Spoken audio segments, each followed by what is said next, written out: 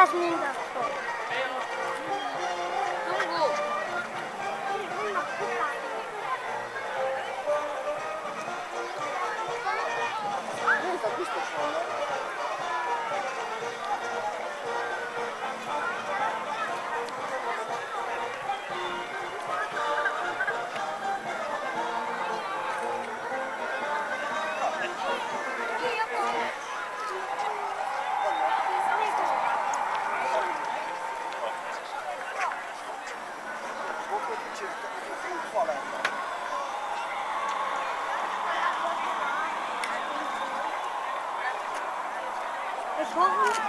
Víti torony.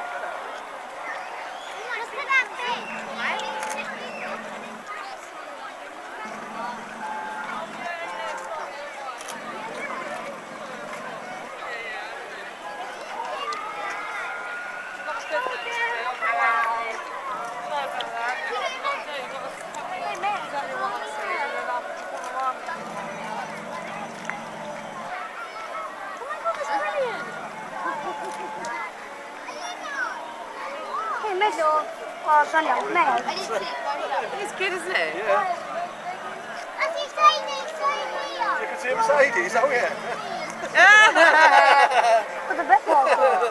It's not the best looking Mercedes. No, that's Tot over. een Tesco. Tot een Tesco. Which way going? Is it that one of them?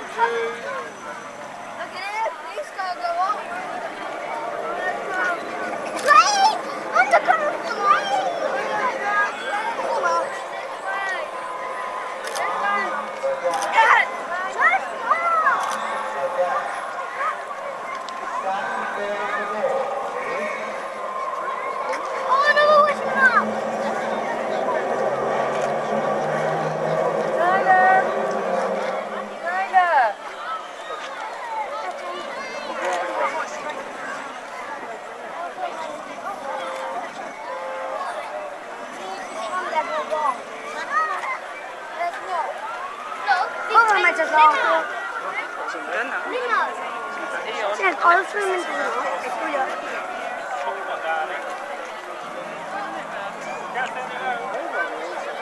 Norton, hol van?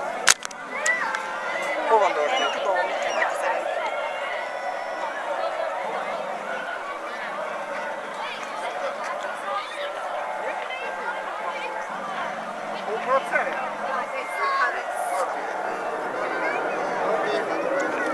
Az bokrot szerel?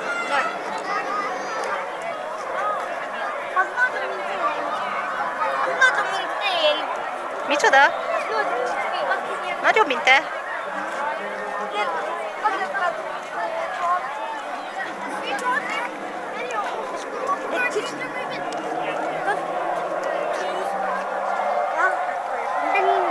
Stadion.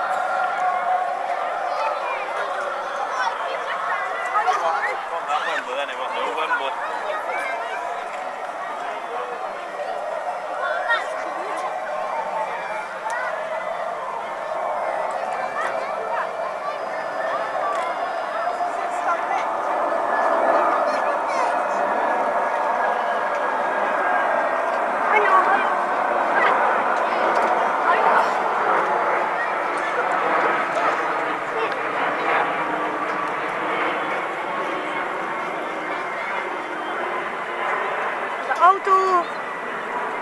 Banken.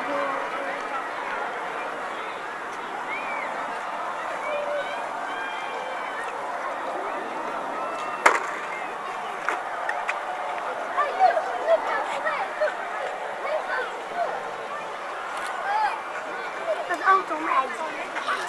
Annie. Ja? Norti? Annie. Dat staat best als een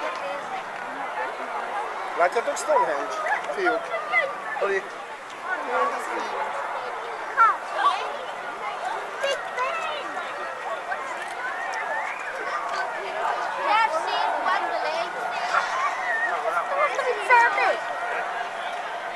Melyik? Mi?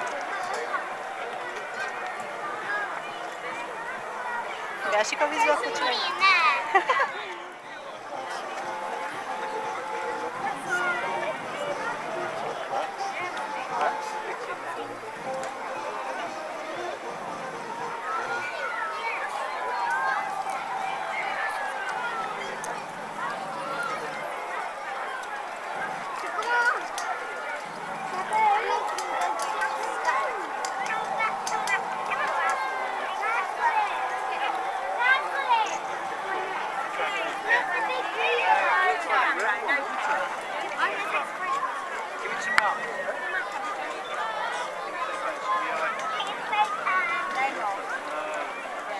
my god, Mum, look.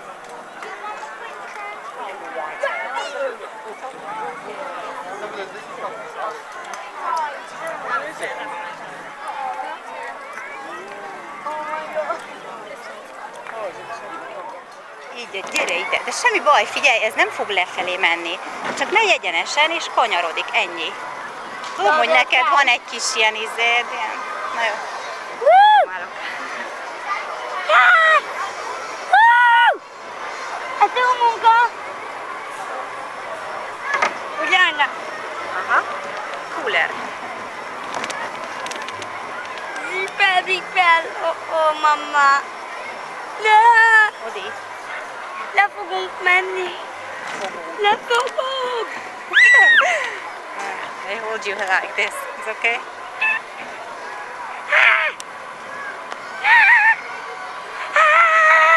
Odi. Yay! De onnan.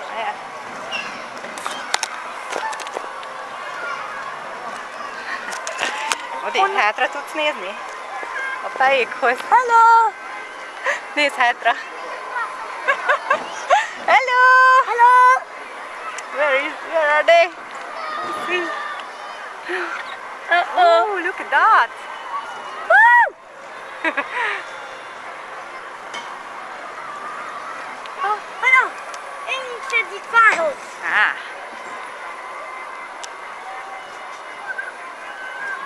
General base. Woo! Igen! Ah. Mi vagyunk answer. Mi vagyunk a hetes. Woo! Igen! Hello! Hello.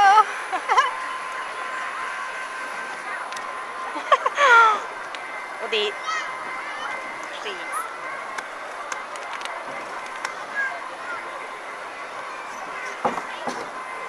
Elvonítom.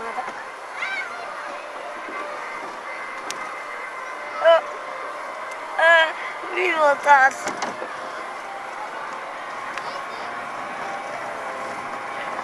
Going up. Hello! Oh.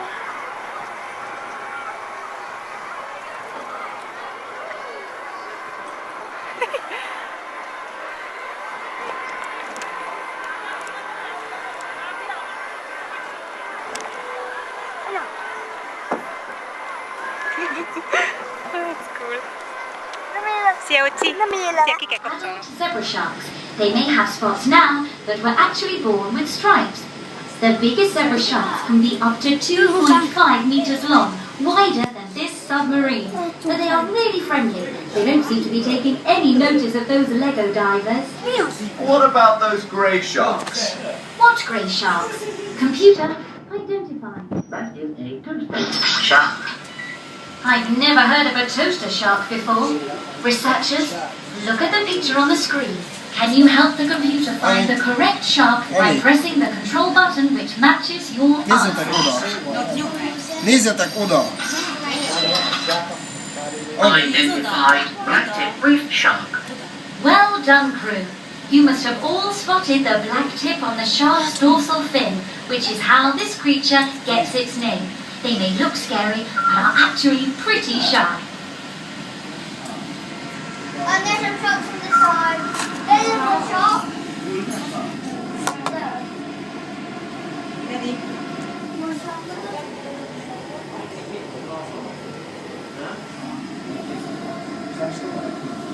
I don't get how we can bring them to the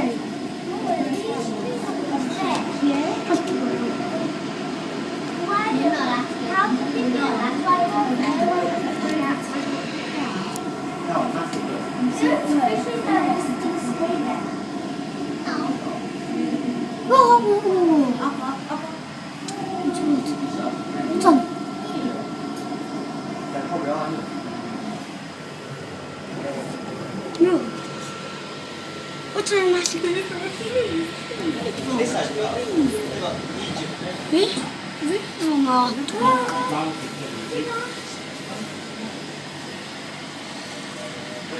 不是 Zeus。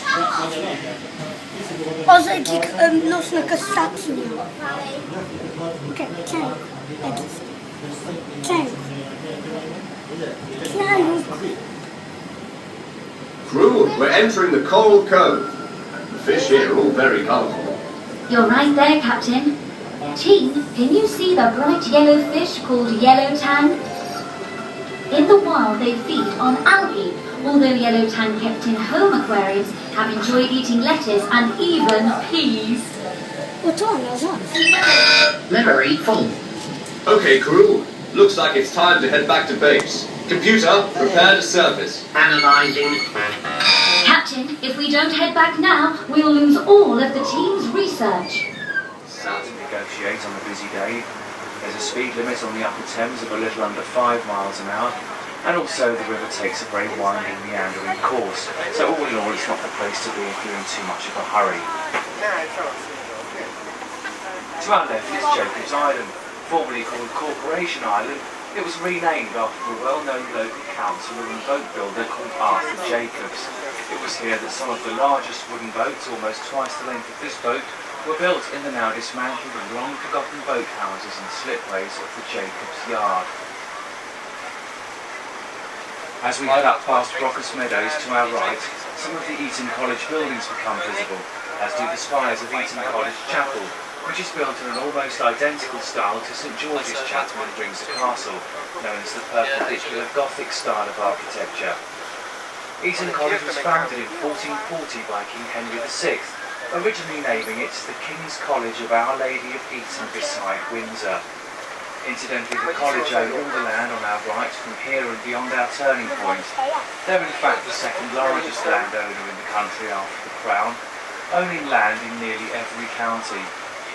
Brockus Meadows were named after Lord Brockus, one of the founding members of Eton College, who donated the land to the people of Eton.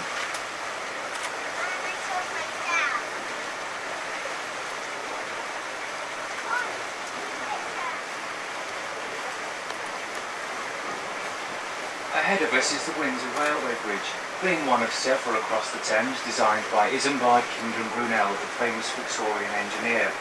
The bridge was built in 1849 for Queen Victoria, and it brings the Great Western Railway network right up to the front of Windsor Castle. The design of this bridge was unique in its day, as were many of Brunel's designs. This one because the 187-foot central span is not secured to the sides, but rests under its own weight on 6 bearings, allowing for expansion and contraction of the ironworks during temperature changes. This type of span is known as a bowstring arch. The brick viaduct was constructed between 1861 and 1865, replacing the original wooden trestle viaduct. The arches were incorporated into the design specifically to prevent floodwater from being trapped on the upstream side in the event of the Thames bursting its banks. These arches gave rise to the bridge's local name of the Bridge of 100 Arches. The bridge is believed to be Brunel's oldest surviving iron structure, still in continuous use.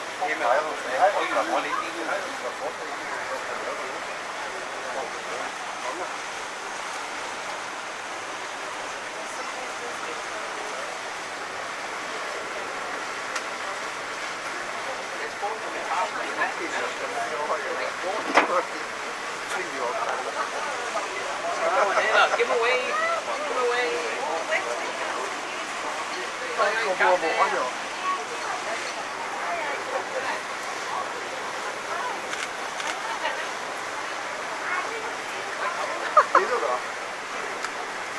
Dixi.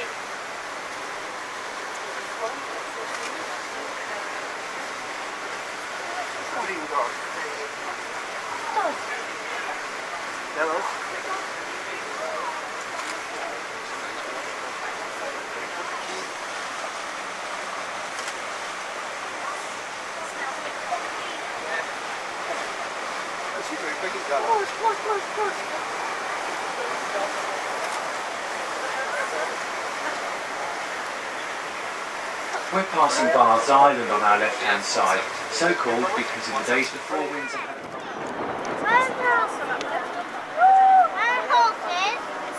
Shortly to the left, you'll see the Guildhall, where Charles and Camilla were married.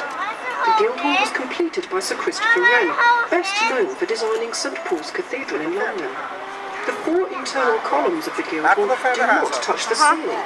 This is because when the building was completed in 1689, the council insisted that the outer columns were not sufficient to support the building.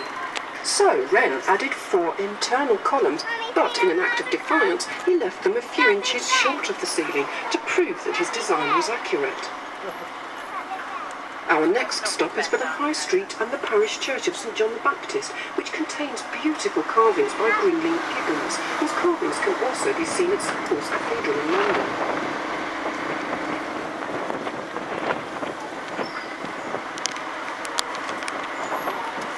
Shortly to the left, just as we make a right turn, we see a blue post box next to one of the more familiar red post boxes. The blue post box commemorates the first airmail delivery in the UK from Hendon in North London to Windsor in 1911. The pilot, Gustav Hammer, landed in Windsor Craig Park with a bundle of letters, one of which was for Windsor's Postmaster General. In the wall of one of the buildings to the right is a statue of Prince Albert, who's buried at the Royal Mausoleum in Windsor Great Park. Every year on December the 14th, the anniversary of Albert's death in 1861, Queen Victoria held a supper. Buildings such as the Royal Albert Hall and the Albert Memorial in London were opened and named in honour of Prince Albert. We're approaching our stop number 3 for the Victoria Barracks, home to some of the Queen's Guards. There are 5 sets of guards: Welsh, Scottish, Irish, Coldstream and Grenadier. The easiest way to distinguish between them is by the arrangement of the buttons on their uniform.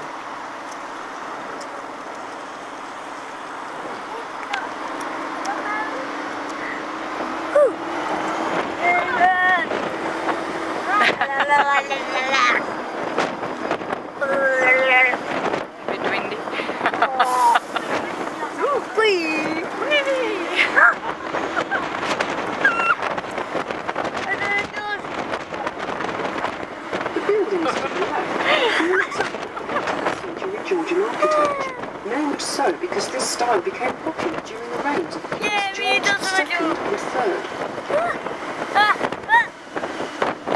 Shortly to the left, you'll see the beginning of the Great Hall. Windsor Great Hall was once part of the hunting grounds used by Saxon kings. Edward the Confessor, who died in 1066, the year of the Norman invasion, had a palace about 2 miles away from here. To the left is the Long Walk, a 3-mile avenue through laid out by King Charles II, after he came to the throne in 1660. Charles II spent most of his 20s in exile in France following the execution of his father Charles I in 1649. And Charles II was heavily influenced by the fashion in France for tree-lined avenues and wide-sweeping streets. This is our stop number 4 for the Long Walk.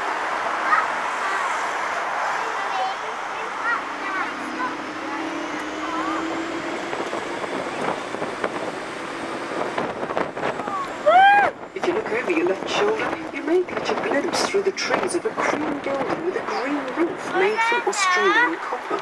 This is Frogmore Mausoleum, the final resting place of Queen Victoria and Prince Albert. The Long Walk, which you can see to the left, was laid out in 1660 and measures 3 miles. The castle is at one end, and an imposing copper statue of King George III on horseback is at the other end. In a few moments, the bus would slow down to give it the opportunity to see all the King's landmarks, and the view of Windsor Castle to the left is quite spectacular. Animals! Animals! Look, Daddy, Are there. they? The Copper Horse Memorial to King George III in the distance to the right was placed there at the request of his son, King George IV, despite the very public dislike they both felt for each other. King George III is closely associated with Windsor Castle, where he spent much of his time. St George's Chapel in Windsor Castle. King George III's wife, Charlotte, gave birth to 15 children, after which the king is said to have remarked, "My quiver is full."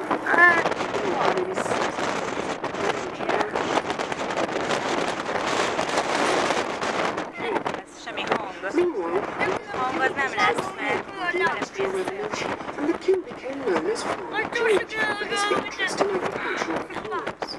The king's Erre nézzél. was the coronation of the British monarchy in London, and he entertained towards the end of his life, King George III's outbreaks of mental instability, which we now know were linked to a kidney disease called porphyria. King George III spent the last decade of his life in seclusion,